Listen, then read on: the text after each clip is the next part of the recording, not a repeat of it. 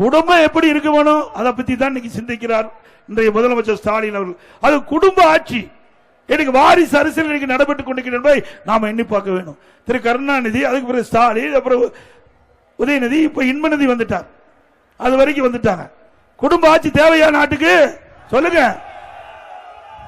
இது என்ன திரு கருணாநிதி குடும்பம் ராஜபுர குடும்பமா? ராஜவர்மா ராஜபரம்பரை குடும்பமா? இவரு தான் ஆள வேணுமா? ஏன் இங்க இருக்கிற ராமசாமி, சின்னசாமி, சுப்பிரமணியம் யாராவது வரக்கூடாதா? யார் வேணாலும் வரலாம். இது ஜனநாயக நாடு. ஆனா திமுக அப்படி அல்ல. திமுக கட்சிக்காரரு அந்த கட்சியிலே உயர்ந்த பதவிக்கு வர முடியாது, ஆட்சியிலேயும் வர முடியாது, மாநிலத்திலும் சரி மத்தியிலும் சரி. ஆக திராவிட முன்னேற்ற கழகம் அது கட்சியில் ஒரு கம்பெனின்னு ஆகி போச்சு, கார்பரேட் கம்பெனி. அந்த கம்பெனியில குடும்ப உறுப்பினர் மட்டும்தான் அவர்கள் ஆதிக்கம் செலுத்த முடியும், அதிகாரத்துக்கு வர முடியும். அப்படிப்பட்ட கட்சி ஆட்சிக்கு வர வேண்டுமா? சொல்லுங்க நீங்களே. அனைத்து இந்திய அண்ணா திராவிட முன்னேற்ற கழகம் ஜனநாயக மிக்க கட்சி. யார் வேணாலும் உயர்ந்த பதவிக்கு வர முடியும், யார் வேணாலும் அதிகாரத்துக்கு வர முடியும். அப்படிப்பட்ட இயக்கம் அனைத்து இந்திய அண்ணா திராவிட முன்னேற்ற கழக இயக்கம்.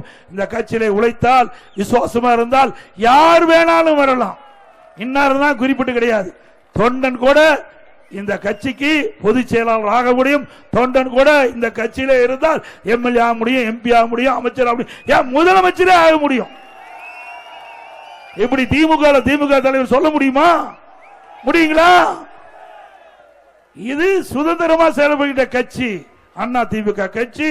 அதனாலதான் இதை யாராலையும் அழிக்க முடியாது. எவ்வளவோ அவதாரம் எடுத்து பார்த்துட்டார் ஸ்டாலின், ஒன்னும் அசைக்க முடியல. எவ்வளவு வழக்குகள் அதெல்லாம் சந்திச்சு தவிடுபடி ஆக்கியாச்சு அண்ணா திமுக.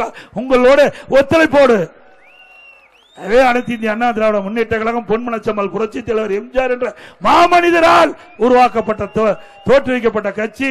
இதே புரட்சி தலைவி அம்மாவால் கட்டி காக்கப்பட்ட கட்சி. இருவரும் தலைவர் ஆசியோடு அனைத்து இந்திய அண்ணா திராவிட முன்னேற்ற கழக ஆட்சியிலே எண்ணற்ற திட்டங்களை கொண்டு வந்து நிறைவேற்றி நாட்டு மக்கள் வளமோடு செழிப்போடு இருந்த காலம் அண்ணா திமுக ஆட்சி காலம். அதுபோல மின் கட்டணம் கடுமையா உயர்ந்தாச்சு. 67% மின் கட்டணம் உயர்த்திட்டாங்க. மாதந்தோறும் மின் கட்டணம் கணக்கிட்டு சொன்னாங்க. கணக்கிட்டு இருக்காங்களா? 100 நாள் வேலை திட்டத்தை 150 நாளா உயர்த்தினாங்களாமா? 100 நாள் வேலை திட்டத்தில் பணிபுரிகின்ற தொழிலாளிக்கு சம்பளம் உயர்த்தினாங்களா? அதே போல நம்முடைய மாணவ செல்வங்கள் கல்வி கடன் வங்கியில பெற்றாங்க.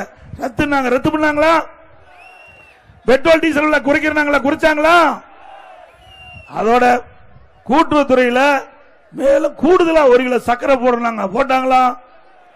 கொடுக்கப்பட்ட வாக்குறுதி எதுவுமே நிறைவேற்றல. ஆனா அனைத்து இந்திய அண்ணா திராவிட முன்னேற்ற கழக ஆட்சியில கொண்டு வரப்பட்ட அற்புதமான திட்டத்தை எல்லாம் திராவிட முன்னேற்ற கழக ஆட்சியிலே ரத்து செய்தான் திமுக ஆட்சியுடைய சாதனை. செய்திகளை உடனுக்குடன் தெரிந்து கொள்ள கீழ்கண்ட கேபிள் மற்றும் டிடிஎச் நெட்வொர்க்குகளில் எம்நாடு செய்தி தொலைக்காட்சியை காணுங்கள்.